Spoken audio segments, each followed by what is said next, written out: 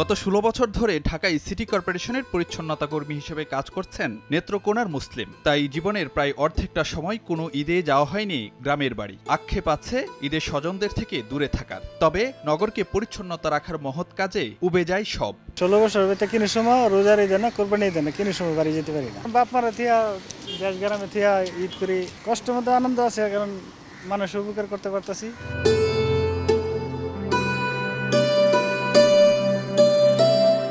ঈদের ছুটিতেও নিম্ন আয়ের খেটে খাওয়া মানুষকে রাস্তায় নামতে হয়েছে জীবিকার তাগিদে। তবু তাদের ভালো লাগা, দূরে থাকা পরিবারের সদস্যরা তাদের পাঠানো অর্থেই ভাগাভাগি করছেন ঈদ আনন্দ। কামাই করে টাকা পাঠাচ্ছি, ওরা বাজার করছে, কেনাকাটা করছে, সুন্দরভাবে করছে, এইটা আমার খুশি। 2 টাকা কামাবো, ইনকাম করুম, করে পরে বাড়িতে যাবো। আমরা হইলাম কাকা গরিব মানুষ, আমরা মনে করেন যে কর্ম করিয়ে খাইতে হয়, তার জন্য যাইতে পারি না, আত্মীয় স্বজন লিয়ে ঈদ করতে পারি না, এটা অনেক কষ্ট।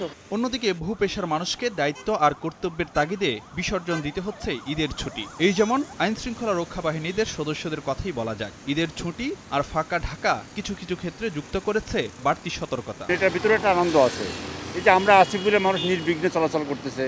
এই বিকালে এখানে প্রচুর লোক দর্শনার্থী ভিড় করতে আসবে। এখানে যদি আমরা না থাকি এখানে তো একটু বিশৃঙ্খলার সৃষ্টি হবে। এর ভিতরে একটা তৃপ্তি খুঁজে পাই, এটাই আমাদের ঈদ মনে হয়। বেপরোয়া চালনার কারণে অনেক দুর্ঘটনা বৃদ্ধি পেতে পারে, সে কারণে আমাদের আর সচেতনতা বৃদ্ধি রাখতে হয়।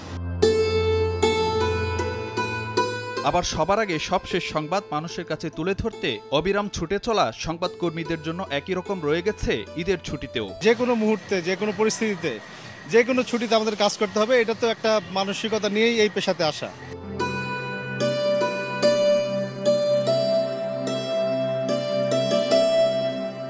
আর হাসি মুখে রোগীদের পাশে থাকাতেই ঈদের প্রকৃত আনন্দ মনে করেন চিকিৎসক, স্বাস্থ্যকর্মীরা। আমি যখন আমার বাসায় এই সময়টা থাকতাম, আমার বাচ্চা হয়তো অবশ্যই সে আনন্দে থাকতো বা তার সাথে ভালো একটা সময় কাটাতাম।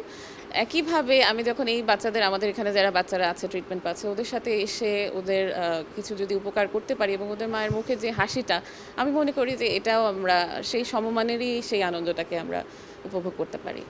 ঈদের ছুটিতেও কর্মক্ষেত্রে ব্যস্ত থাকায় সবার কণ্ঠে ঝরেছে পরিবারের সদস্যদের প্রতি কৃতজ্ঞতা। সার্বজনীন উৎসবের এই সময়ে কিছু মানুষ বঞ্চিত হচ্ছেন ছুটির আমেজ থেকে। দিন কাটছে কর্মতৎপরতায়। তবে তাদের এই ত্যাগ নানাভাবে ভূমিকা রাখছে অন্যের ঈদকে আরও আনন্দময় করতে, আরও উপভোগ্য করতে। ফারুক ভিয়া, রবিন, সময় সংবাদ, ঢাকা।